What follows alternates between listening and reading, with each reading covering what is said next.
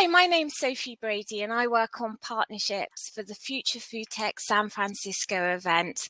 This year, I'm delighted to welcome Bowery Farming as one of our event partners.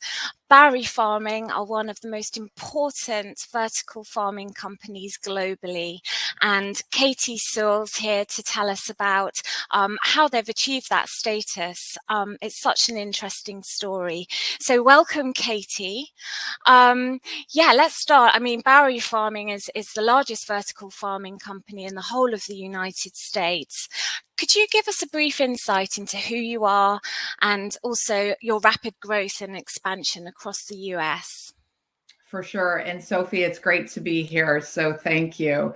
Bowery Farming was actually founded in 2015, and we are proudly the largest indoor vertical farming in the US. And I think one of the important aspects to the arc of the company has been our approach to thoughtful scaling.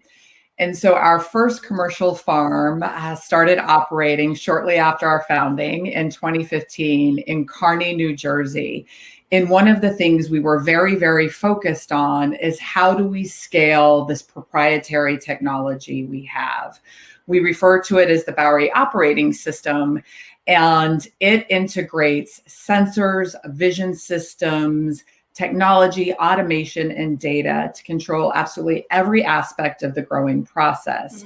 We are a vertical farming company, which means we grow our crops from floor to ceiling and refurbished warehouses. So with that, we are able to control every aspect of the growing process and the operations through our Bowery operating system. And what we have been able to do over the course of time, over these past couple of years, is really understand how to harness the power of that technology. After our original farm in Kearney, New Jersey, we quickly built a next generation farm in Kearney, New Jersey to serve the tri-state area. And then about 2 years ago, we opened up our third farm in Baltimore, Maryland, or just outside of Baltimore, Maryland, in Nottingham. And we, with that farm, were able to mature the system even more, ramping what we believe is a highly efficient farm that is unlocking this commercial capability for us. We are currently in about 800 to 1,000 doors or banners. And I think one of the things that we're particularly proud about and what is core to who Bowery is democratizing access to this fresh, safer, more sustainably grown produce 365 days a year. And what I mean by that is in our commercial footprint, yes, you will see us in the premium end of the spectrum. We are in Whole Foods, we're in Independence, and you're going to see us in Walmart and conventional players in between, such as Albertsons and Giant and Weis. And our goal here is really to unlock scale and provide as much access and opportunity for consumers to experience Bowery's value proposition.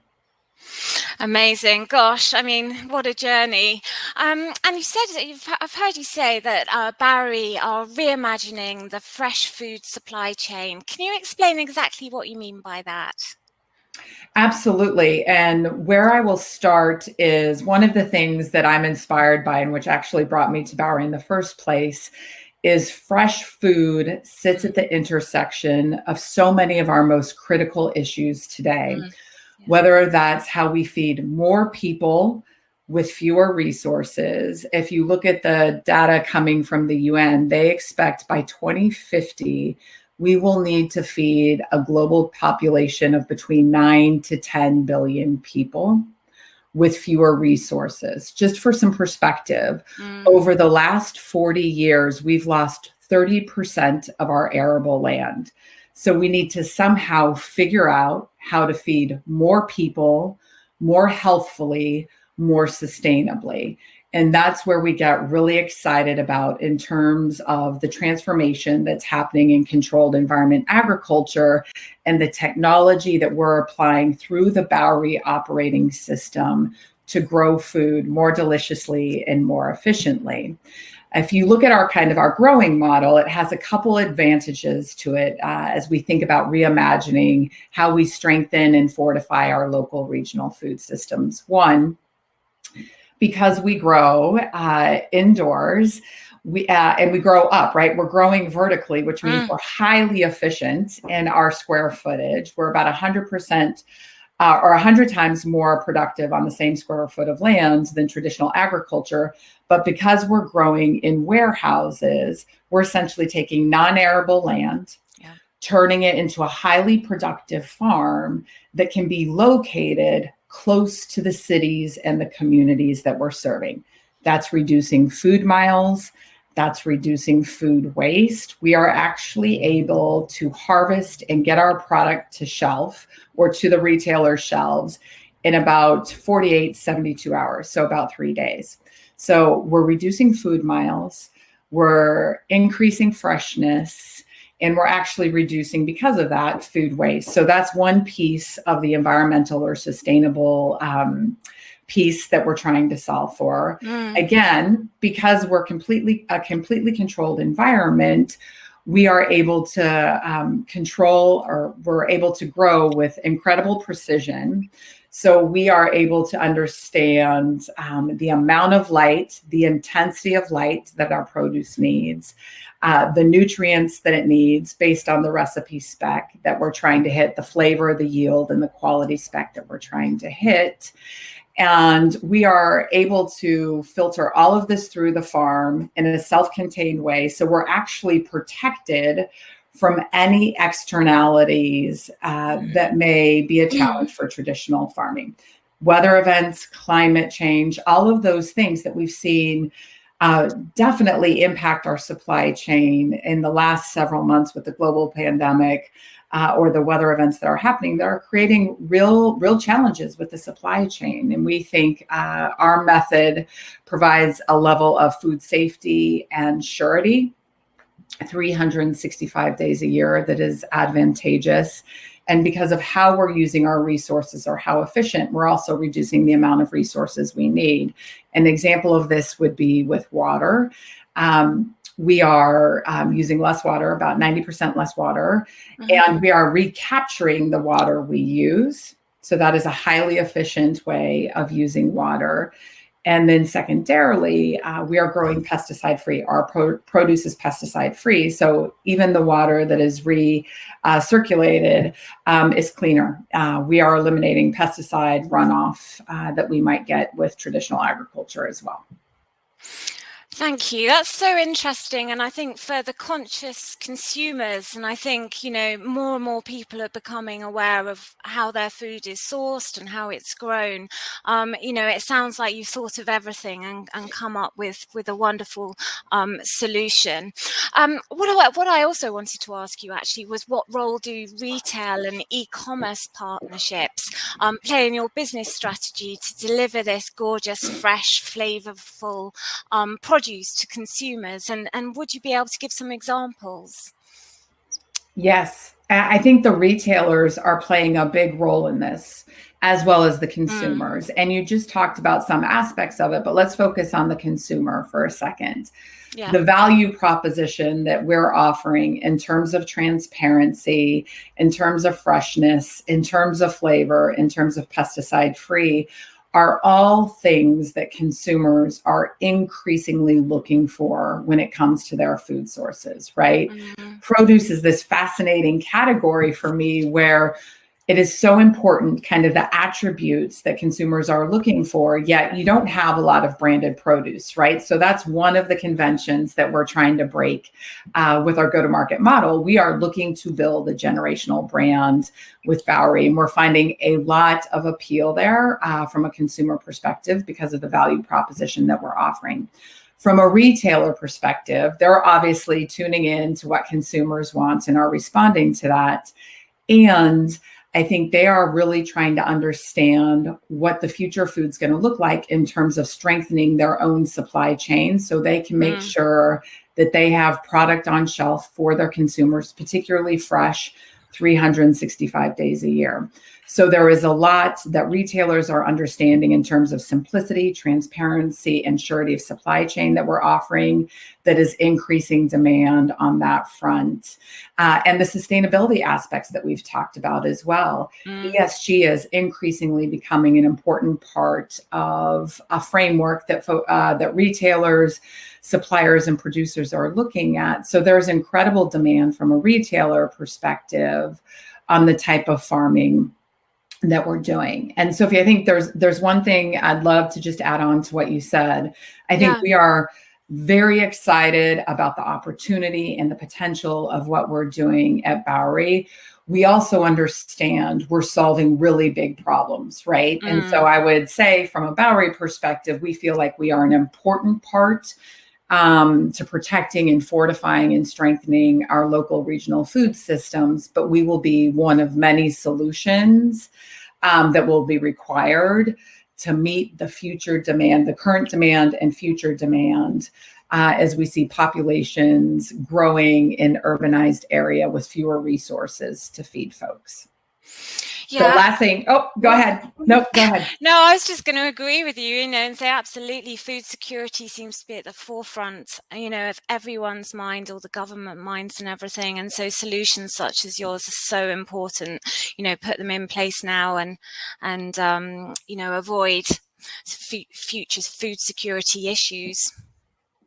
That's right. And I think, we've talked about the role that the retailers are playing in identifying those opportunities and solutions in partnership with controlled environment agriculture. I think we are looking far and broadly as well at Bowery in terms of how can we continue to increase access to the produce that we're growing. We are absolutely committed to nonprofit partnerships in the communities that we serve. And there's some really innovative things going on in that space with nonprofits. One that I would call out is our partnership with DC Central Kitchen. They have a healthy food or a healthy corners food program where they are actually looking to build infrastructure in corner stores of underserved communities where there can actually be a sustainable fresh food program.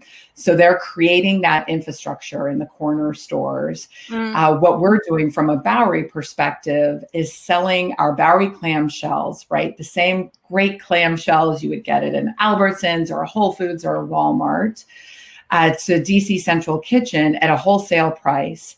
They further reduce the price on that clamshell so it can meet the consumers where they are in those communities that are underserved right now in terms of healthy food options. So that would just be another example of the different types of partnerships that we are embarking on and growing at Bowery, so we can continue to come back to our value proposition and what's core to our mission of democratizing access to fresher, safer, more flavorful food.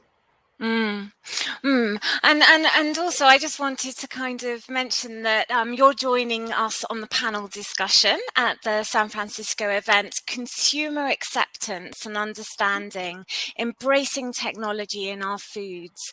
Can you give us a little taster of what you'll be sharing on that panel? Yes, I think, when you look at the last 5 to 10 years, there's absolutely been a step change in consumer perception on the benefit or the benefits of technology in terms of solving some of our hardest, thorniest challenges in the food system. And I think where we're really seeing some common ground from a consumer perspective is if the consumer can understand how the technology benefits them from a health, a safety, a flavor perspective, and has positive contributions in terms of the environment and sustainability in their communities, in their local communities, and scaling.